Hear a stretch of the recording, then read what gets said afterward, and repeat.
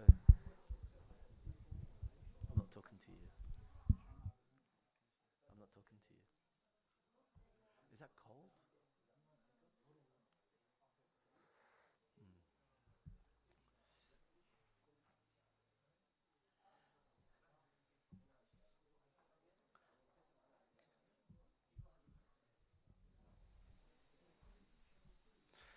أعوذ بالله من الشيطان الرجيم بسم الله الرحمن الرحيم الحمد لله رب العالمين وأفضل الصلوات وأتم التسليم على أشرف خلق الله محمد وآله الطاهرين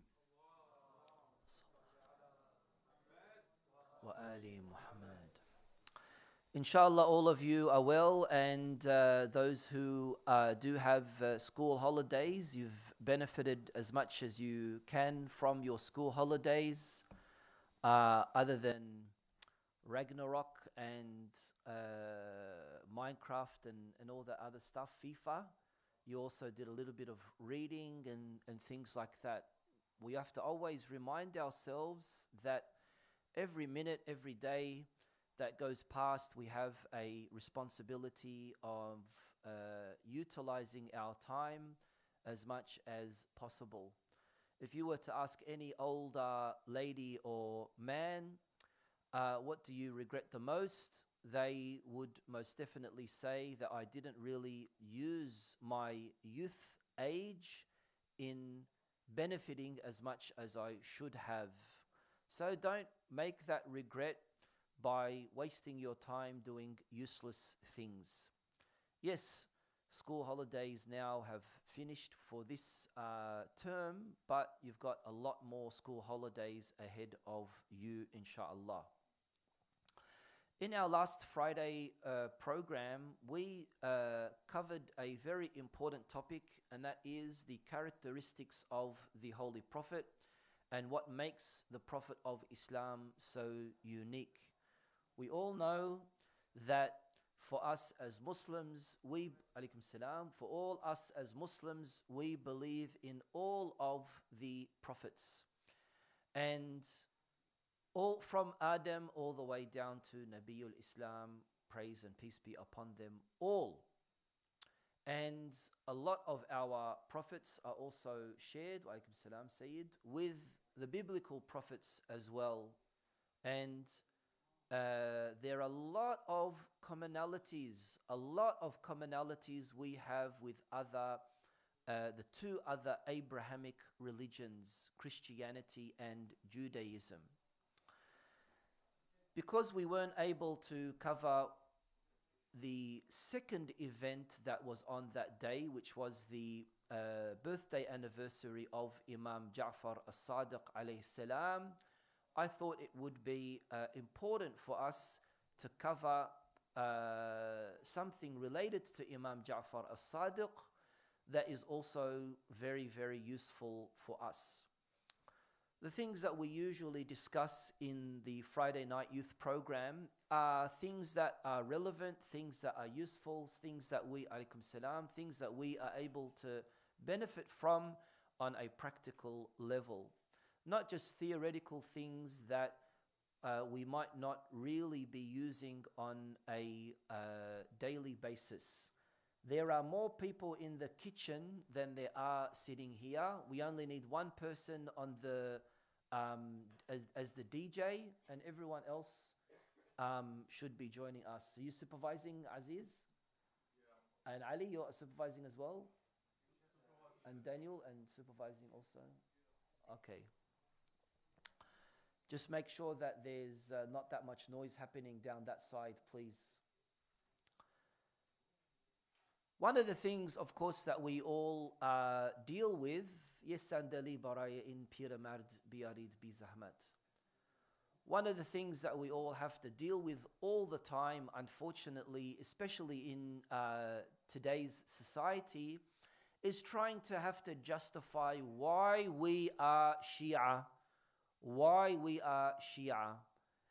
And because of how quick our life is going and our surroundings, and so many people unfortunately being influenced by today's modern society and the westernized, very materialistic world is creeping up on a lot of us.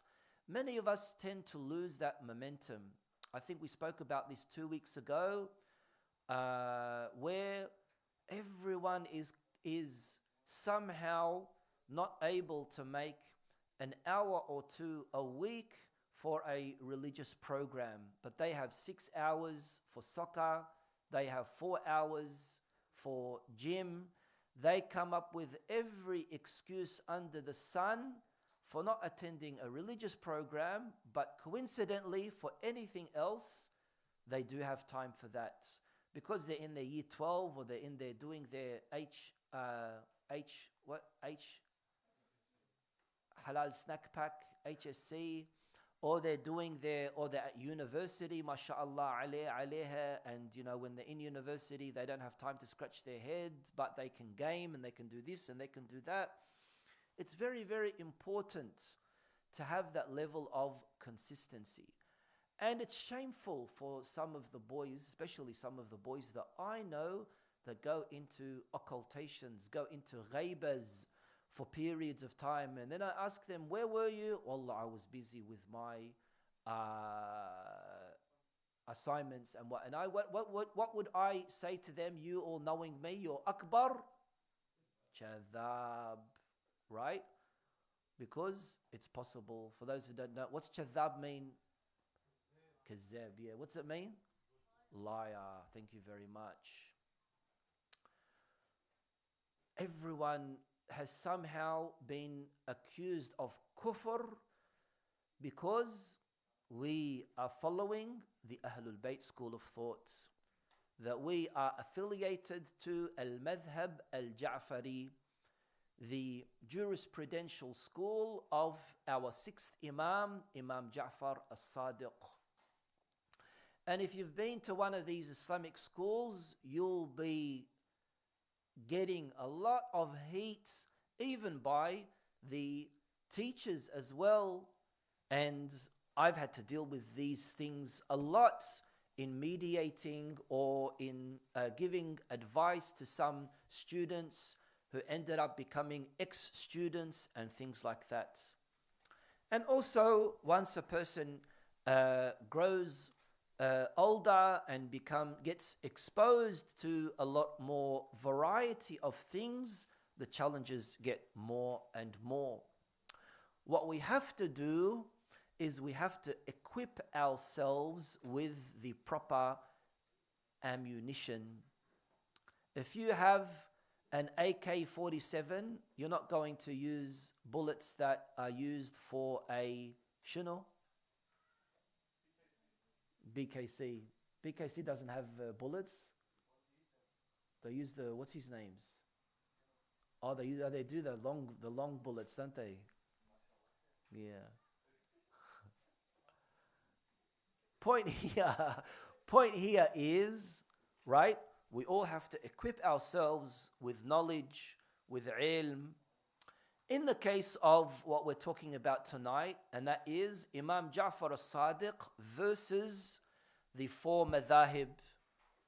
And what leverage do we have in why we chose al-madhhab al-Ja'fari and not the Hanbali school or the Maliki school or the Hanafi school or the Shafi'i school? For those who don't know what they are, these are legal jurisprudential schools in Sunni Islam. So in Sunni Islam, you are one of 4, right? Let me give very quickly the full names and year of birth and also year of death for these 4 Imams of Sunni jurisprudence. Of course, the question here that we are asking, the fundamental question that we are asking is, which one represents true Islam? Inna ad-deena inda Allah al-Islam. Which one truly, genuinely represents Islam? And don't think that this is, chaotic because why is it that we have this in Islam? This is the nature, unfortunately, the nature of civilizations and humankind, where they differ, where they dispute, where they fall into different categories and subcategories and sects and cults and things like that. You have that in Judaism, you have that in Christianity, you have that in all other religions, and Islam is no exemption. But we really need to ask ourselves, are we following the true Islam? Are we following al-Islam al-Muhammadi al-Asil, the true fundamental Islam? That's the question that we have to ask. And the reality that we cannot avoid as well. None of this in what I am saying is instigating or promoting some kind of further division that we no, we have to unite as Muslims. We have to all make sure that we fall under the same umbrella and avoid any kind of fitna. And we despise and hate the Salafis and the Wahhabis because they have a takfiri mentality. Takfiri mentality means that they kafir and they say that other groups just because they disagree with them on a certain opinion. We don't kafir any of these groups, all of them. Whoever says the Shahadatain, believes in the Holy Prophet, believes in the Quran, is a Muslim. Cannot, yes, deviant maybe, yes, off the right path maybe, but we want to make sure if we are following al-Islam al-Muhammadi al-Asil, that's really, really important for us. Al-Imam Abu Hanifa al-Nu'man ibn Thabit, he was the earliest of these four madhahib, born in the year 80 after Hijrah and died in Baghdad in the year 150 after Hijrah. If you've gone and visited Al-Imamain Al-Kadhimain alayhim as-salam in A'zamiyya, that's where the masjid and grave of Abu Hanifa is. The second is Malik ibn Anas, Malik ibn Anas. This is Al-Madhhab Al-Maliki, born in the year 93 after Hijrah and died in the year 179 after Hijrah. Then Muhammad ibn Idris al-Shafi'i, born in 150 after Hijrah, died in 204 after Hijrah.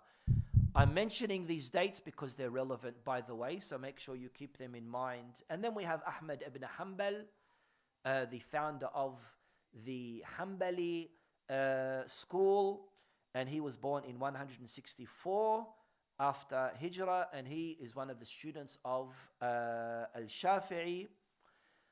With the Hanafis, they're mainly in Asia.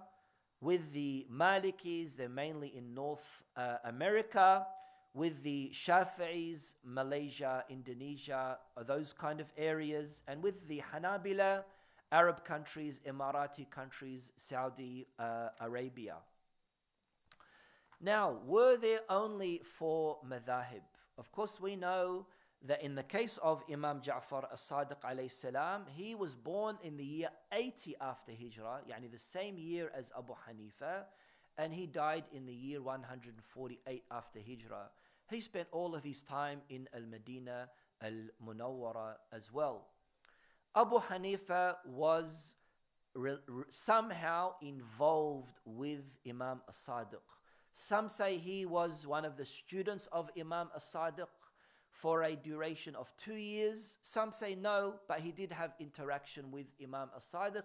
He even had a debate with Imam Ja'far al-Sadiq alayhi salam. There's that famous saying where it says, لَوْلَا السَّنَتَانِ لَهَلَكَ النُّعْمَانِ. If it wasn't for the 2 years of him being one of the students of Imam Ja'far al-Sadiq, then al-Nu'man Abu Hanifa would have perished. Right? So, him and the other three imams of the four madhahib in Sunni Islam, they are either directly a student of Imam al-Sadiq or indirectly a student of Imam al-Sadiq. Why is it that you cannot follow any madhab outside of the four madhahib? Right? Number one.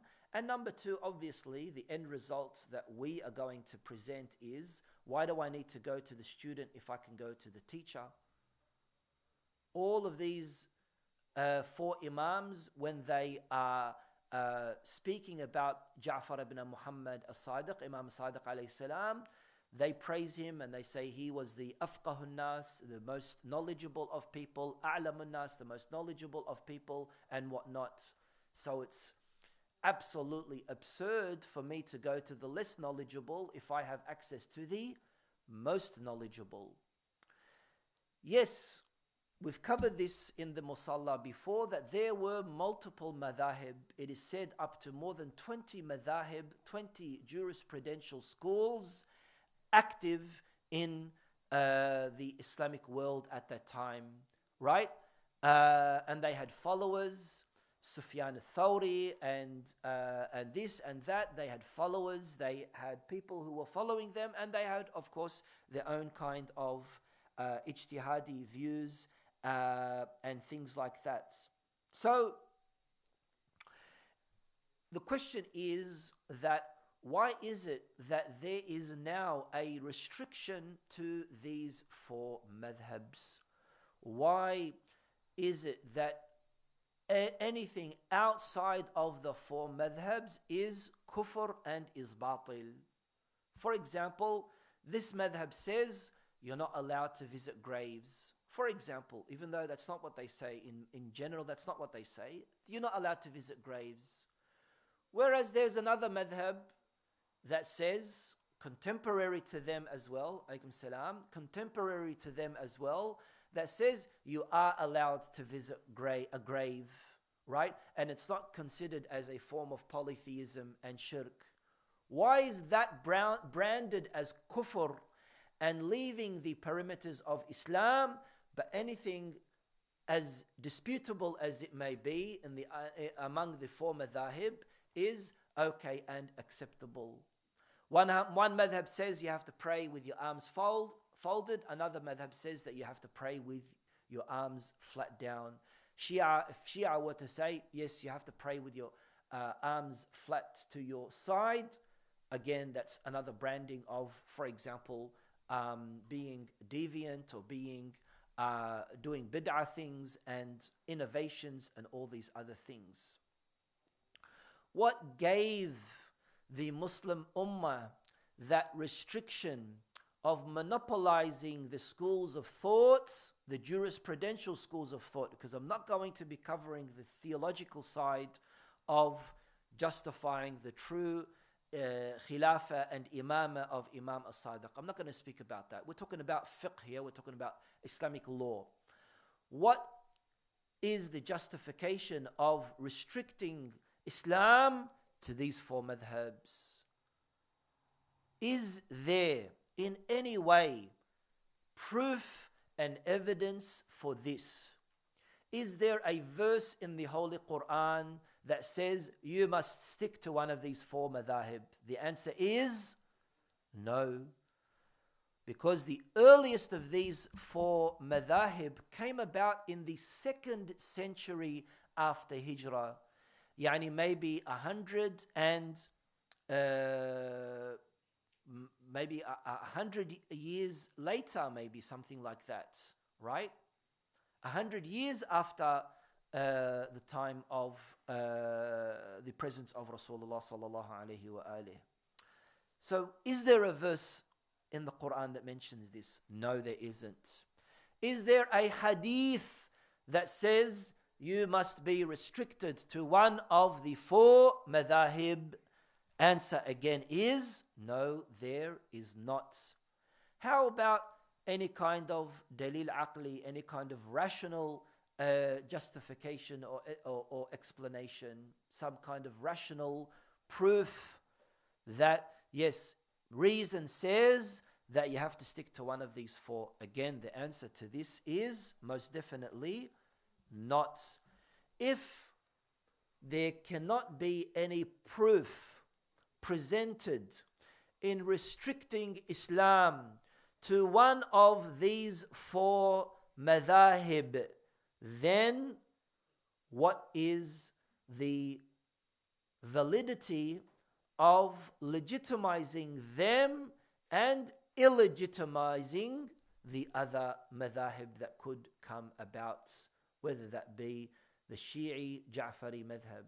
And as you all know, we are called al-madhab al-Ja'fari, the Ja'fari school of thought, in honor of Imam Ja'far al-Sadiq, who spread the legal Shari foundations of Shi'i Islam during his time, and of course his father Imam Muhammad al-Baqir alayhi salam as well. Another thing is, why all of a sudden are you not allowed to follow the other madhahib, like as we said, al-Thawri and al-Awza'i and whatnot? Why have they become obsolete? Why were they marginalized? And during this time also, it wasn't allowed for a person to follow any of these madhahib. That's another very, very important question. A third point is, as we know, when it comes to the legitimacy of these four madhahib, restricting the Muslims to following one of them came about as a result of political power and control. That during the Abbasid dynasty, during the Abbasid era, they wanted more control over the Muslims, and it was fawda, it was chaotic. Each and every person wanted to come up with their own set of laws, and this is when they said enough is enough. We have to, number one, restrict the Muslims to these four madhahib. Number two, close the door of ijtihads. Close the door of ijtihads. As you all know, for us, until the 12th Imam, we didn't need any of this. Why? Because our source of religious information and legitimacy and the source of legislation came directly from the Ma'soom, from the infallible, from the Imam. So we didn't need to go left or right or here or there. We were hearing it immediately from the Imam, who had the strongest chain going all the way back to Rasulullah sallallahu alayhi wa alihi, the source of Islam. And therefore, the legitimacy of these four madhahib was decided by the rulers. An example for this was Abu Ja'far al-Mansur, one of the early Abbasid Khalifas. Of course, by the way, Abu Ja'far al-Mansur, I was listening to a lecture about this today. He was the brother of someone by the name of al-Saffah. Anyone knows what as-Saffah means in Arabic?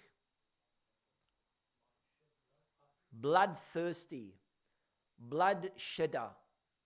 Just imagine the leader, the ruler of the Muslims was given that title because he loved shedding blood. He was known for the atrocities that he had committed. He was the first of the Abbasid dynasty as well, as-Saffah. And subhanallah, you know, the really thing that makes you laugh is there are some Muslims out there who praise him, who say that no, Saffah doesn't mean bloodthirsty. It means that he was just, he was ruthless in the good way. He was ruthless in the positive way. And that's devastating, really. And that's why it comes to no surprise that they praise Yazid and they praise Muawiyah and they praise all these other bloodthirsty people as well. Anyway, this person, Abu Ja'far al-Mansur, right? He was one of the people who, due to him wanting to establish something in their favor and further marginalize the Shia and Ahlul Bayt, they were presenting this as well. They also established madaris, Islamic schools, like Al-Madrasa Al-Mustansiriyya in Baghdad, where they said that we are restricting the teaching of Islam according to these four madhahib. In other places around the Muslim world, they only allowed judges to judge according to one of the four, the views or the fatwas of one of the four madhahib as well. Anyone else, any other school was not allowed. Of course, this means that they were politicizing all of what was happening. And by the way, Abu Hanifa was dihnu dibis wiya Abu Ja'far al-Mansur. What's dihnu dibis mean, Ya Ahmed, Ya Mr. Garnawi? What does it mean? Huh? What? Oil and syrup, huh? Dihin. They're mates, yeah. Like that.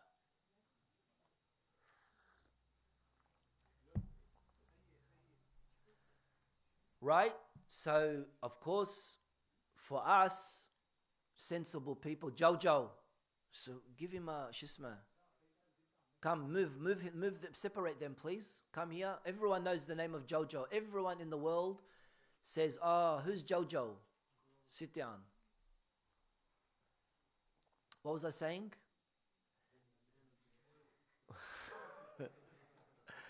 Anyone else? By the way, is Ibrahim here? شنو ايش بيه هذا? Shame on him. Shame on his father as well. Anyone would say that this person who has become so close to the royal household, right? He's going to be accommodating to what the ruler is saying based on his own benefits and maslaha, right? We refer to that as the preachers of the royal palace, Wa'adh al-Salatin, right? And of course that in itself makes someone lose credibility, because he's going to be fixing around the fatwas, right? I pay you this, you change that, I pay you this, you do that. That's what was happening in early Islam, by the way. Narrators were narrating forged, fabricated hadiths and attributing them to the Holy Prophet. Right? The best example is who? Abu Hurairah. Right?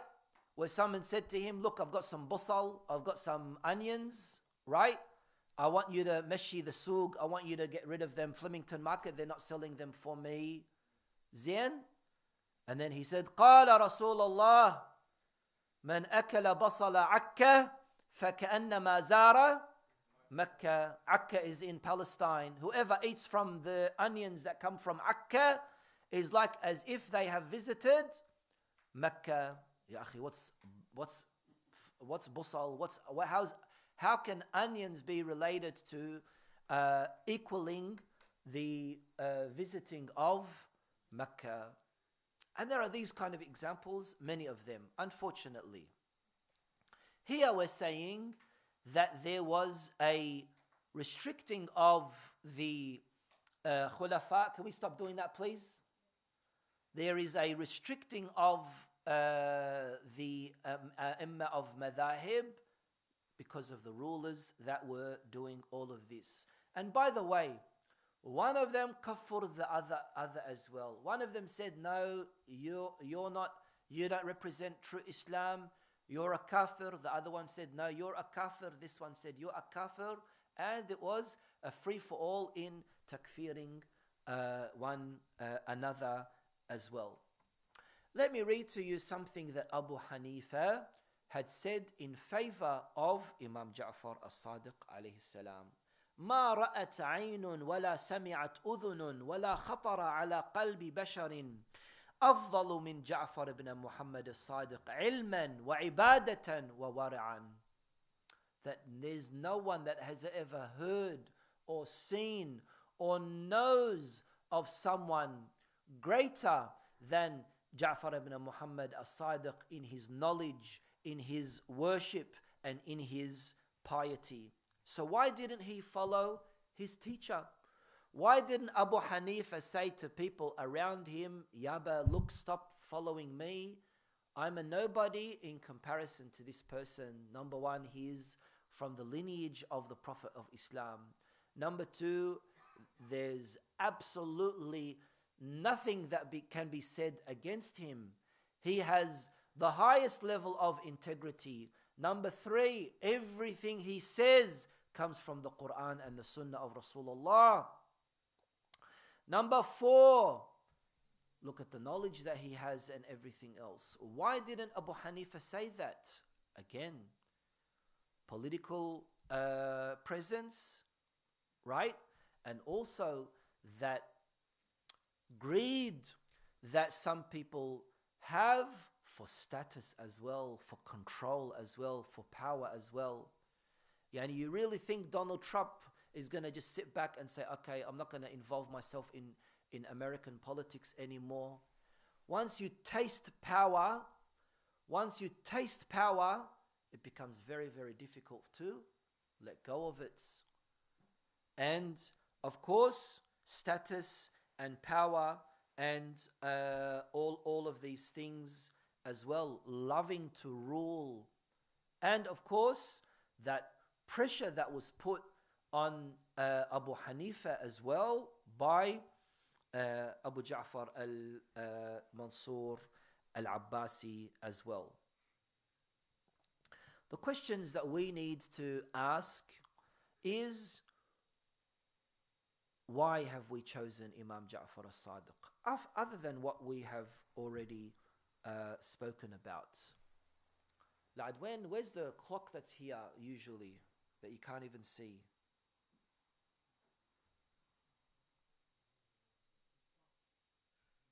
Huh?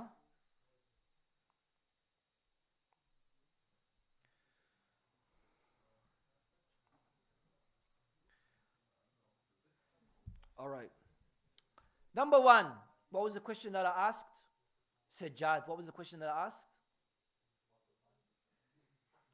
No, before that. Yeah. Abdullah, you helping him? You don't know him, huh? Number one, I already mentioned this, but we'll do it very, very quickly, inshallah. Again, the point of our discussion, right, is for us to take pride in our madhab. For us to be proud that we follow the Imam Ja'far al-Sadiq school.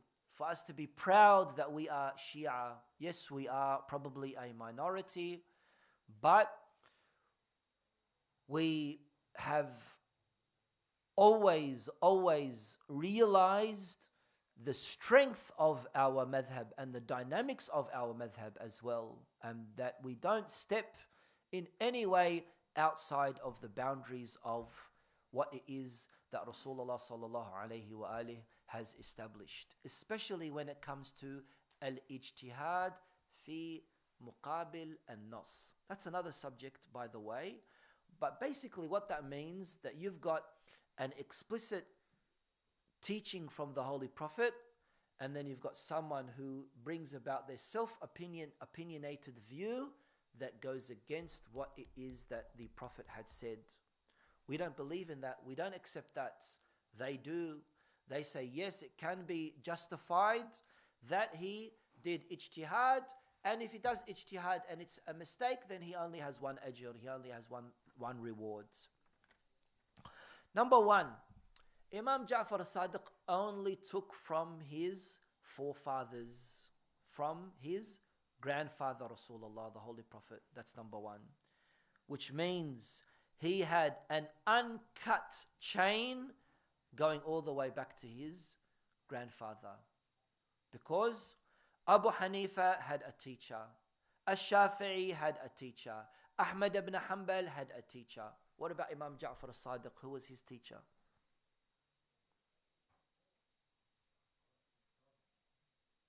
No, his father wasn't his teacher. Allah subhanahu wa ta'ala was God.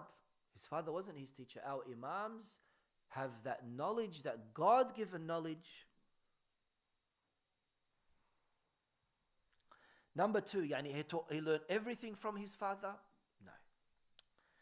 Number two, influence? Yes, of course, anyone's going to be influenced by the people who were around them. Number two, would it not be the case that whoever's earlier would have more genuine knowledge? Wouldn't that not be the case usually? Right? Whoever is earlier has earlier access. Otherwise, why do you consider the Sahaba and the Tabi'een so sacred? Why do you consider the Sahaba and the Tabi'een the companions and the companions of the companions and the companions of the companions of the companions, by the way, because it's 3 generations. Sahaba, Tabi'een, Tabi'iyya, Tabi'een. Companions, companions of the companions, companions of the companions of the companions. Right? Why do you see them to be so sacred? Because they were close to the era of wahi and revelation. In this case, why can't you have the same ruling? Why can't you say, okay, well, Imam al-Sadiq is earlier than Malik ibn Anas. I don't know why I keep on saying Asad. Malik ibn Anas. He's earlier than Muhammad ibn Idris al-Shafi'i. He's earlier than Ahmad ibn Hanbal. So he can be on par with Abu Hanifa. Even that they don't accept. Even that they don't accept. Why is that? Because Imam al-Sadiq was born in the year 80 after Hijrah and died in the year 148 after Hijrah. So he is earlier than the other 3. But, and by the way, I'm using this argument because a lot of the Sunnis say that the Hanafi madhab, the Hanafi madhab is righter, is more valid because it is the earliest of the 4. So we're using that same argument as well. Right? Number 3, when it comes to the laws presented by Imam Ja'far al-Sadiq, everything was based on the Quran and the Sunnah of Ahlul Bayt, Quran and the Sunnah of the Holy Prophet. He rejected Qiyas. Qiyas was introduced by Abu Hanifa. He rejected. Imam al-Sadiq said, you can't use Qiyas, you can't use analogy in Islam when it comes to law, Islamic law. And they also introduced istihsan, which also has no base in the teachings of early Islam as well. Whereas Imam al-Sadiq rejected all of them, and that's when he had a debate with Abu Hanifa about the usage of analogy and qiyas in Islamic law. Another point, Imam al-Sadiq had mentioned this on more than one occasion where he said, Wallahi, ما نقول بأهوائنا ولا نقول برأينا إلا ما قال ربنا إلا ما قال ربنا. That by Allah, by God, we don't say anything out of our own speculation or from our own opinion. Anything we say is from our Lord's. Another time he says, look, if we were to do this, لَكُنَّا مِنَ الْهَالِكِينَ, we would have been among those who have perished. We take this from لَكِنَّهَا آثَارٌ مِنْ رَسُولِ اللَّهِ صَلَّى اللَّهُ عَلَيْهِ وَآلِهِ أَصْلٌ أو وأصول علم أصول علم نتوارثها كابر عن كابر, that we inherit this from father to son, that we inherit all of this from the Holy Prophet all the way down to us. That's why I said the uncut chain. And this is, of course, why we are so proud, because when it comes to al-Madhhab al-Ja'fari, it's everything has been covered. When it comes to Hanafi, Maliki, Shafi'i, and Hanbali, no, they have to come up with things. That's why they brought qiyas, because there are areas where they don't have information about it. They don't have a hadith from the Holy Prophet about it. Society evolves. The world changes. Even after 100 years, during the time of the Holy Prophet, for example, there was no such thing as coins, money. There was no such thing as coins. Coins came about. Later on, what's the law on coins? What is the ruling for coins? We have hadiths from our Imams. They don't have those narrations, so they use qiyas and istihsan and things like that. We, alhamdulillah, have that uncut chain as well. Another very important point, right, is Imam Ja'far al-Sadiq was neutral. He wasn't from Labour Party or Liberal Party or Greens. He wasn't affiliated to any political structure. He wasn't in any way close to the royal palace for him to be influenced or for him to be tempted with masari, with money, so he can change the perspective of what it is that he wants to say. That's a really, really important point. What was that point that I just mentioned, Nisar? No, it wasn't. Thank you. Pay attention. It's the oldies that are usually the naughty ones, not the youngies. Huh? Sorry? No, he was talking with you. That's I saw you in the side of my eye. It's also something really, really important, that Imam al-Sadiq alayhi salam didn't have any affiliation with any of these political groups and whatnot. He was neutral. And that's why a lot of people favored him, a lot of people were loyal to him, a lot of people loved him, followed him, because they knew, other than these points, that he was the source of integrity and knowledge as well. Sallu ala Muhammad wa ali Muhammad.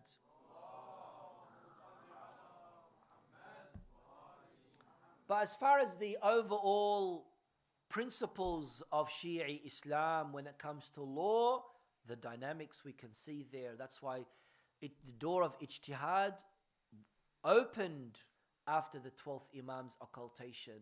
And we have our esteemed scholars who spend their life trying to understand and, of course, share with us that knowledge, originating all the way back to our Imams when it comes to our maraja' taqleed, and how much effort they put in explaining to us what is halal, what is haram, and everything else, and the dynamics of that as well.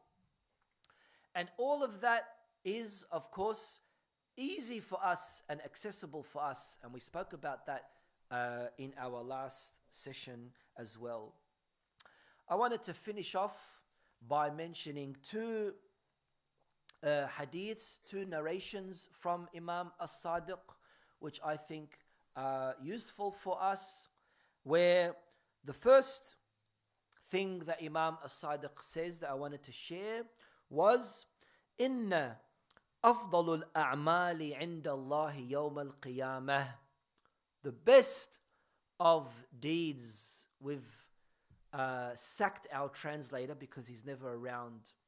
The best of deeds on Judgment Day, afdalul a'mali inda Allah, in the eyes of God on Judgment Day, the best of deeds in the eyes of God on Judgment Day is as-salah, is prayer. is prayer. You, Ya Sajjad and Ya Tuni and Ya Mehdi and Ya Darkhizi, your mother and your father have to remind you 600 times a day to get up and pray. That rhymed, by the way. 600 times a day, get up and pray. The Muslim way. Unless you are astray, yeah. They said gay, but I was thinking of astray. Prayer, very important. You don't need anyone to remind you of prayer. Why is it that some of us, unfortunately, when it comes to prayer, it's like a big sack of potatoes, a big burden. And even when we want to, we just want to get rid of it and that's it. Or some of us close the door and they make noises and they come back out. They didn't even pray. Ha salat? Yeah, I was praying. What were you doing then? وَمَا أَحْسَنُ مِنْ عَبْدٍ تَوَضَّأَ فَأَحْسَنَ الْوُضُوء. And how good it is for a person to perform wudu, but make sure that they perfect their wudu, that they do wudu in the correct way. Another hadith from Imam al-Sadiq, where he says, Al-Qiyamah Irsul Muttaqeen. That judgment day is the iris. What's iris mean? Wedding of the pious. Why are you scared of judgment day and why are you scared of leaving this world? If you've done right, if you've done goods, if you are righteous, if you are pious, if you are noble, if you're a good person, then judgment day is going to be your iris, going to be your wedding day, where you're going to be celebrating because you're going to be going straight to heaven or hell? Heaven, inshallah. Razaqana Allah wa iyyakum ziyaratul madinatul munawwarah, ziyaratul a'immatul baqi', the visiting of Imam Ja'far al-Sadiq alayhi salam in this dunya, wa shafa'atuhu fil akhirah, wa akhiru da'wana and alhamdulillahi rabbil alameen, wa salatu wa salamu ala sayyidina Muhammad wa alihi tahirin.